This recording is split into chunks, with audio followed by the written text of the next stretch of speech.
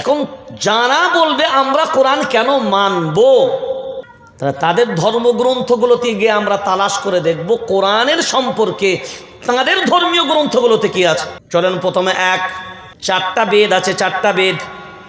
একটা বেদের নাম হলো ঋক বেদ। ঋক বেদ, ঋক বেদ।